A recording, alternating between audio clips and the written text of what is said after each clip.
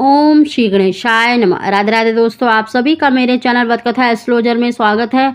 दोस्तों, आज की वीडियो में हम गोपाष्टमी के दिन किया जाने वाला छोटा सा उपाय बता रहे हैं। यकीन माने, अगर आप इस उपाय को करेंगे तो आपकी सभी प्रकार की परेशानियां, जिस भी कार्य में आपके रुकावट आ रही है, चाहे संतान प्राप्ति में, पुत्र प्राप्ति में, नौकरी में, विवाह में, किसी भी तरह की अगर आपके घर में नेगेटिविटी है, नकारात्मक ऊर्जा है, वो अवश्य ही दूर होगी और आपकी जो मनोकामना है वो शीघ्र पूरी होगी।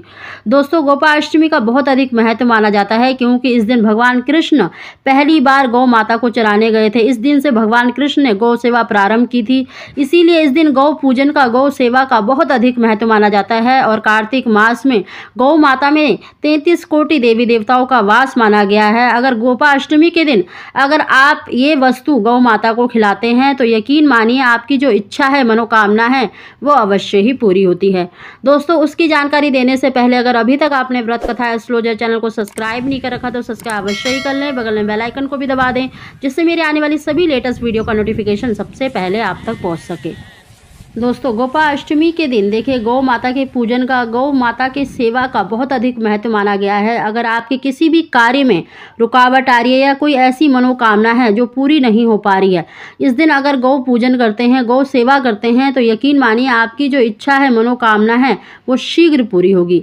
दोस्तों, गोपाष्टमी के दिन स्नान करने के बाद हो सके तो आप पीले वस्त्र अवश्य पहने और साथ ही इस दिन घर से आपको ताजे आटे का एक पेड़ा बनाना है। उसमें थोड़ी सी भीगी हुई चने की दाल, एक चुटकी हल्दी, गुड़ रखकर ले जाएं, या फिर आप रोटी बनाकर भी ले जा सकते हैं। दोस्तों, इस दिन गौ को स्नान कराने का बहुत अधिक महत्व बताया गया है, तो आप गौ माता के चरणों को अवश्य ही जल से स्नान कराएं, उनको तिलक चंदन अवश्य लगाएं। और साथ ही देखिए, इस दिन गौ माता का पूजन का बहुत अधिक महत्व है। गोपाष्टमी के दिन देखिए, गौ माता का श्रृंगार किया जाता है, तो आप अपनी इच्छा अनुसार अगर गौ माता के लिए जैसे गले के लिए घंटी ले जाना चाहें तो आप वो ले जा सकते हैं, कोई भी श्रृंगार की, नहीं तो आप फूल माला अवश्य लेके जाएं।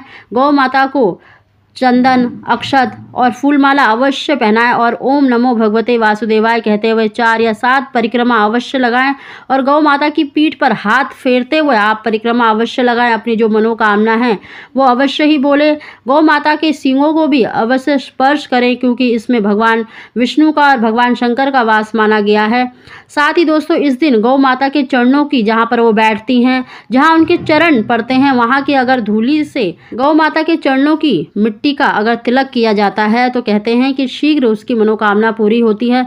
दोस्तों, जो गर्भवती महिलाएं हैं या जिनको संतान की प्राप्ति नहीं हो पा रही, वो अपने पति से भी ये अगर उपाय करवाते हैं, थोड़ी सी गौ माता के पैरों की जो मिट्टी होती है, जहां पर वो बैठती हैं, वहां की धूल या मिट्टी लेकर अपने माथे पर तिलक करती हैं और साथ ही अपने पेट पर भी लगाती हैं नित्य प्रति, तो यकीन मानिए उनकी जो इच्छा है, मनोकामना है, वो अवश्य ही पूरी होगी।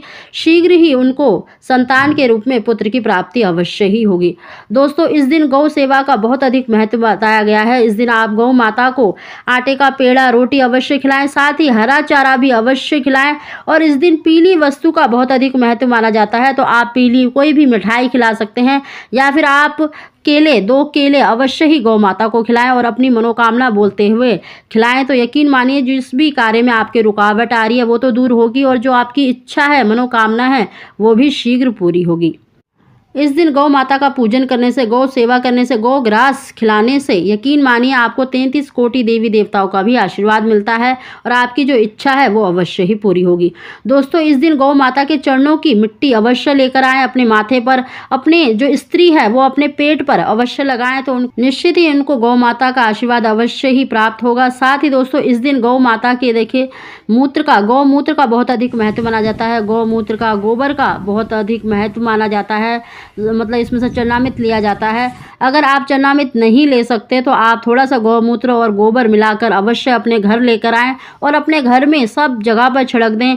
यकीन मानिए आपके घर में जितनी भी नेगेटिविटी है, नकारात्मक ऊर्जा है, जिस भी कार्य में आपके बाधा आ रही है, वो अवश्य ही दूर होगी। देखना, आपके घर में पॉजिटिव एनर्जी का वास होगा और जो इच्छा है, मनोकामना है, वो अवश्य ही पूरी होगी। दोस्तों, इस दिन 2 कार्य अवश्य करें। एक तो गौ माता के पैरों की मिट्टी अवश्य लेकर आए और साथ ही इस दिन गौमूत्र का छिड़काव अपने पूरे घर में अवश्य करें। दोस्तों, अगर आपको हमारी जानकारी वीडियो पसंद आई हो तो इसको लाइक अवश्य ही करें और कमेंट बॉक्स में जय गौ माता अवश्य लिखें।